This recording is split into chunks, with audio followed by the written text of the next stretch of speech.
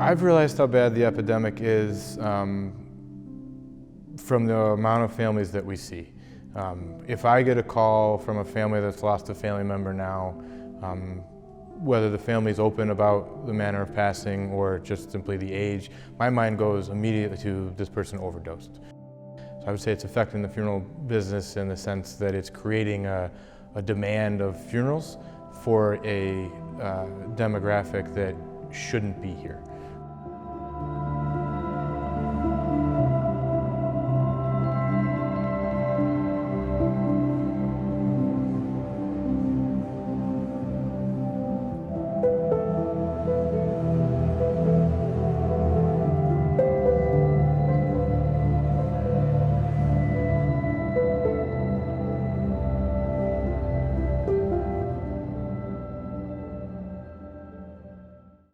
The way I got involved with this epidemic, the opioid epidemic, is losing a son. He hurt his back and was given an opioid pain med, and that's what turned his tables. He chewed it instead of took it like prescribed, and he said from that point on is when he was hooked.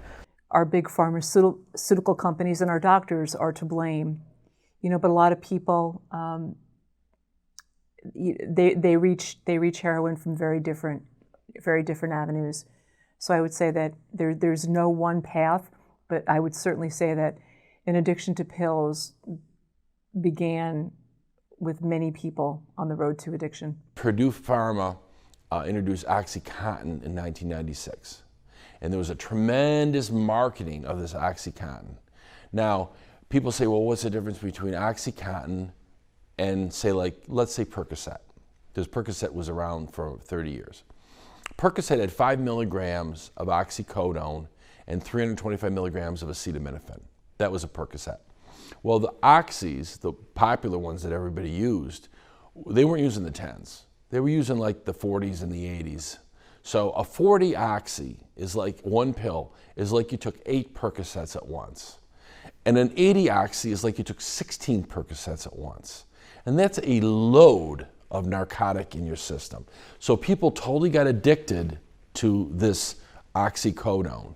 And then the oxycodone started the deaths in the late 1990s. So all of a sudden everybody got addicted. But guess what? We went from 90 million prescriptions to a peak of 255 million prescriptions in 2012. 255 million prescriptions for narcotic drugs. Then in 2012, they started the prescription pullback. They started closing the pill mills in Florida, and all the prescriptions started to slowly drop. But that pullback, the 20% pullback from 255 to 210, has caused the huge death rate. Why? Because those 40 million or so people, the people that couldn't get their oxy, that have been on it for a long time, went to the street. My daughter was a beautiful, talented, compassionate young lady. She ended up, and this is, the drugs got more dangerous. She started using psychotropics, LSD, mushrooms, and eventually Dilaudid, and eventually she started experimenting with heroin at that point. So from there she went, we got her into another program. It was under mental hygiene arrest. They kept her for 3 weeks in a hospital in Boston. And as soon as that program became voluntary, as soon as they thought she was getting better, she signed herself out. So my husband and I brought her back home. And all those behaviors came back, and we ended up telling her she had to find someplace else to stay.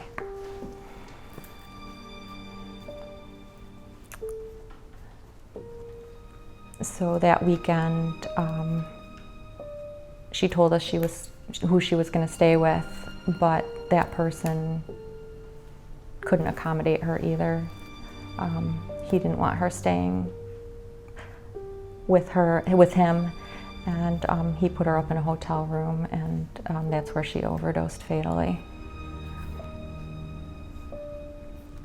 We found him the day before Christmas Eve on 2016 on the floor. He had a needle in his arm. He had Narcan actually on his bedside table, and he had tooth fairy money for his daughter, but he was on the floor, dead. When you got 195 deaths last year, and the year before we had 220 deaths, and the year before that 169 deaths, and those add up real quick, and these are human souls. So people are starting to understand this is an epidemic that'll touch any one of us at a moment's notice, that this is happening everywhere, every demographic, every economic, social part of our community is being touched by this.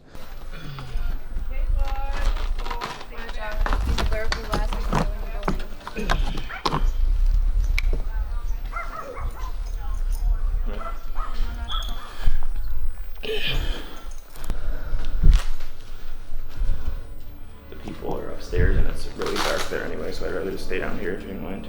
That's alright with you?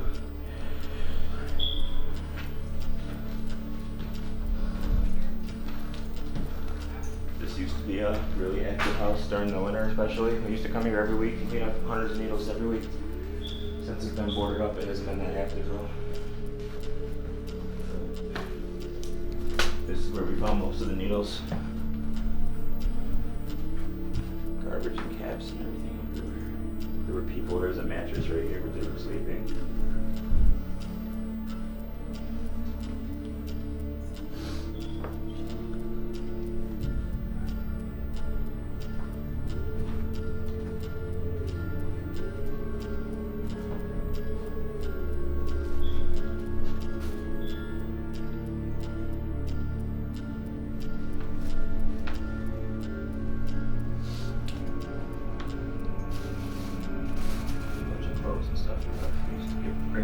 Especially during the winter.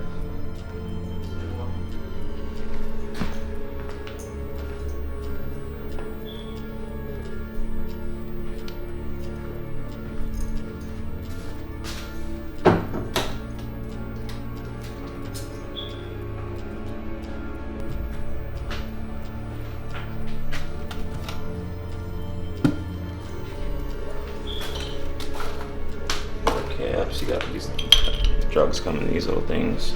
These are cookers, Q-tips for cotton, for shooting them.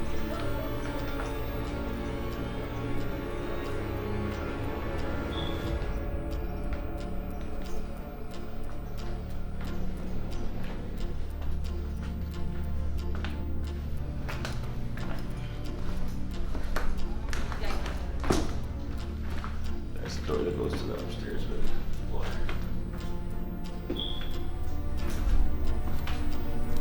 It's all burned out up there too. Maybe because I can inside the house to get pictures, and I don't know if they're coming back. They just know when I get down the plane.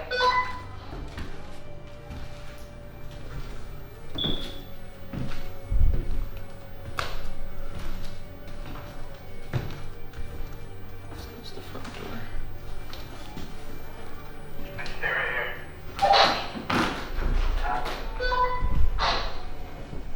Do that, what you do every Sunday, because they see needles and it triggers them and stuff like that. But me, like, I'm out here every Sunday and I see needles around all the time, everywhere on Sunday. So when I see a needle just in passing on the ground or something like that, it doesn't set me off at all.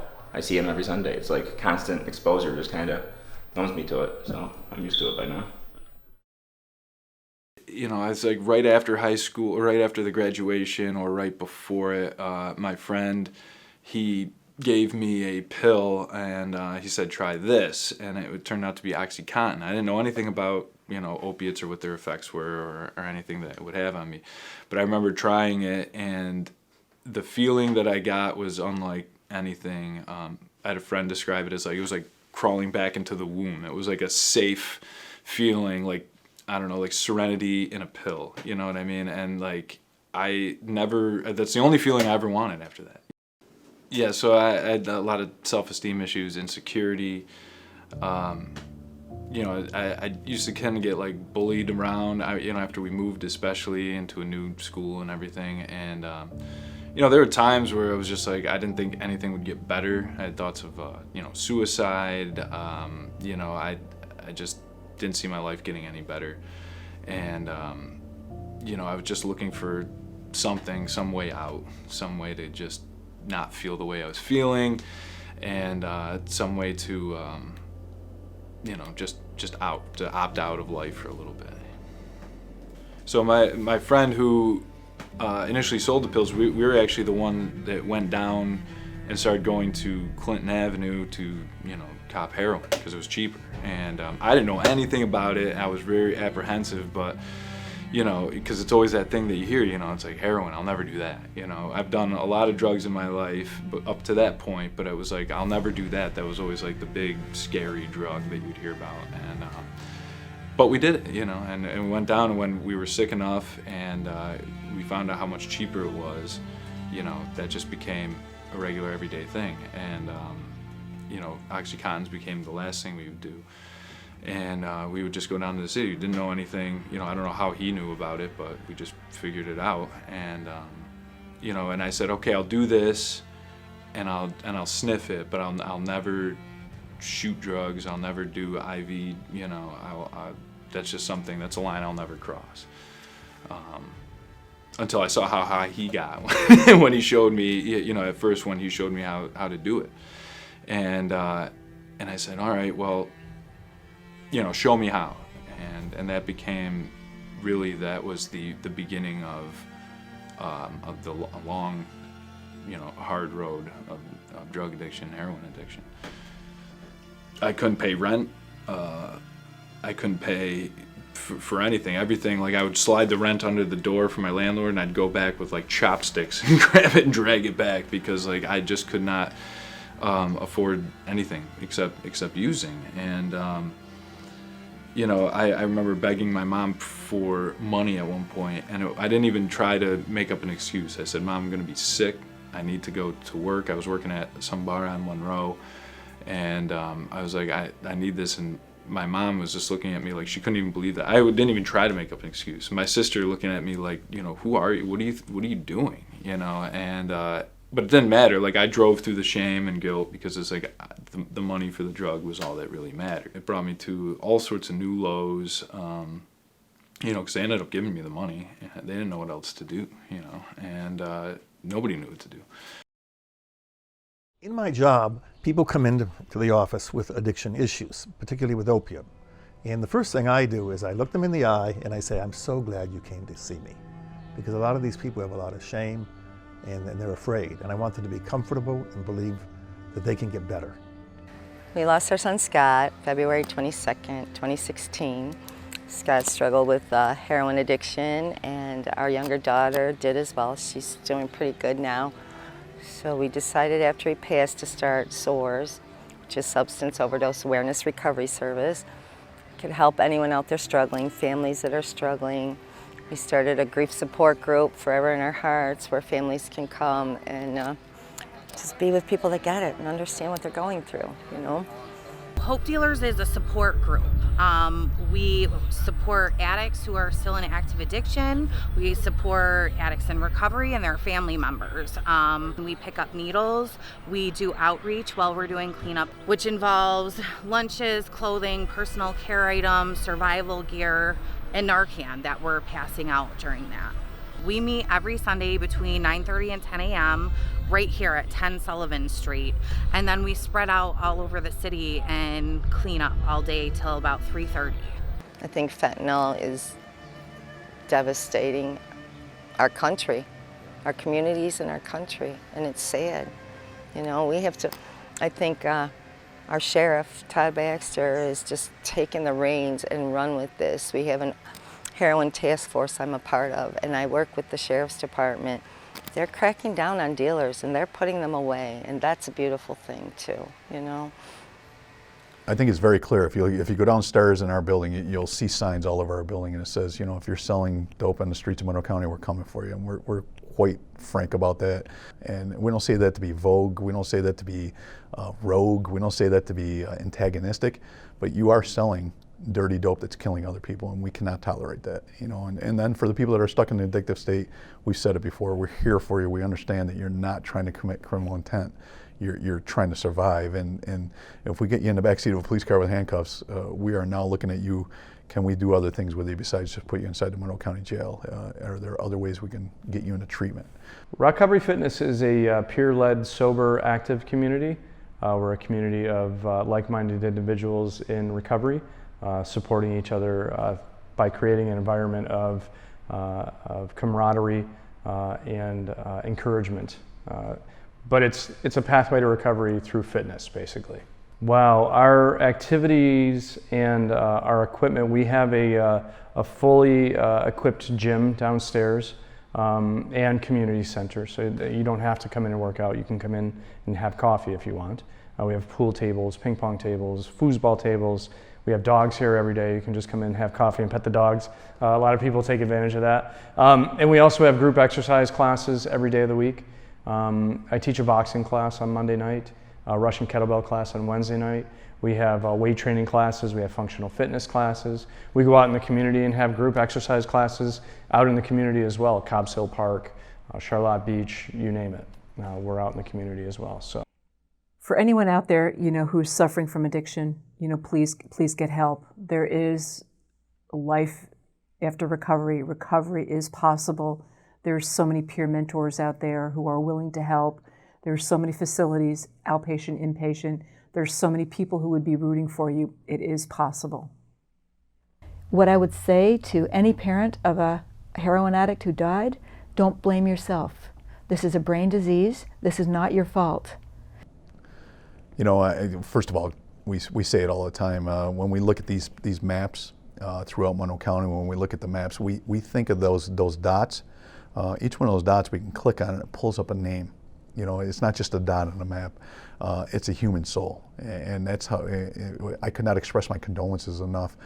No one raises their kid to become addicted. No one raises their kid to lose their kid to something so horrific as this, to an epidemic that's unfolding right in front of us. And I would not blame them if they're a little pissed off at the world. And the fact is, we've watched this thing grow for 10 years. And if they weren't warned, if they weren't told of how scary this thing is, and it's right behind each one of us. Every community member here in our community should be aware that it's right behind us. It's knocking at our door. Our condolences to anybody that's lost someone. Our heartfelt frustration with them that there's not more that we can do or should have been doing or should be doing right now. And the fact is, I think you're seeing everybody starting to come around now and say, you know what, this is not someone else's problem. These are good people that we're losing here, and we need to start thinking about that. They didn't lose a person that was an addict. They lost a son or daughter, and we got to look at it like that. They lost a human soul that was precious to them. I feel so sorry for the parents. I mean, there's really nothing that I can say to them except be strong, and don't let your child have died in vain. Use that example and go out and educate and teach and perhaps, prevent more deaths.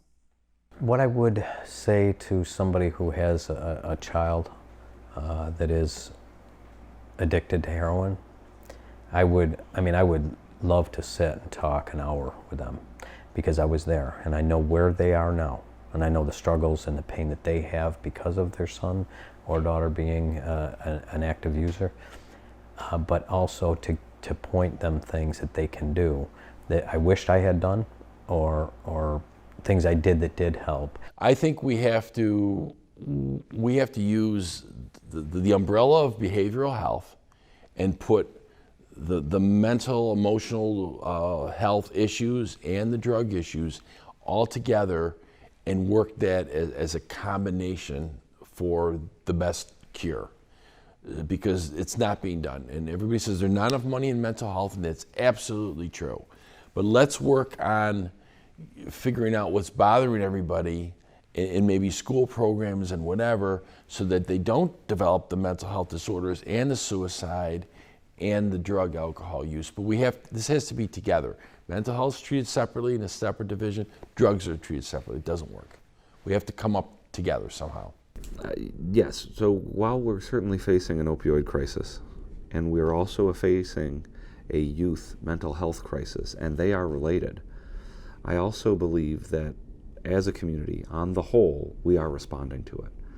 And I believe that everyone can be part of that response, part of that solution. Consider training and carrying Narcan. Definitely think about the people you care about, and if you notice a change in their behaviors or emotions, ask them how they're doing. And really listen, be open to their response. But one of the other things that we started here at the Sheriff's Office is inside the jail, we actually started a medical assisted therapy wing, where now we have people that are screened inside the Monroe County Jail. If they're in an addictive state, we have now brought, if you will, if this was a tough sell and a culture change, we now bring drugs into the jail, and they're medically prescribed drugs with doctors prescribing them. But as people are going through that addictive state in the jail, they can now start their medical assisted therapy inside. But I always say I have 90-day inpatient beds. I have 180-day inpatient beds. You know, if you've been sentenced by a judge for how many days, I now can make you the inpatient bed that your family's been dreaming of. I have you in custody and an inpatient bed. So my challenge to my staff is make the Betty Ford Clinic of addiction inside the Monroe County Jail, because we got what everybody else dreams of. We got them in custody, which is a great benefit. So recovery is possible. Recovery is worth it. One of the things that I have it written on my board over there, sobriety has its own rewards. You know, and like any kind of change, it's hard, and usually it gets worse before it gets better, as you can imagine. But with the support and the help and the treatment if needed and the encouragement, sobriety is possible, is critical for some of us, and opens up a whole new chapter. I just kind of write articles and put stories and stuff out there about my sobriety, hoping it can help somebody, and it's helped me stay sober, which is wonderful, and was my main goal. But through social media and stuff, it's wonderful too. I had a gentleman reach out to me a couple weeks ago from Florida, like, hey, I saw this, and just want to let you know that I appreciate that. It's very motivating, and I've been having cravings. Any advice? And I got to talk to this guy, and I still do talk to him, and stuff like that, connecting and reaching out with other people, personally to me, is what keeps me sober, what helps me stay sober every day.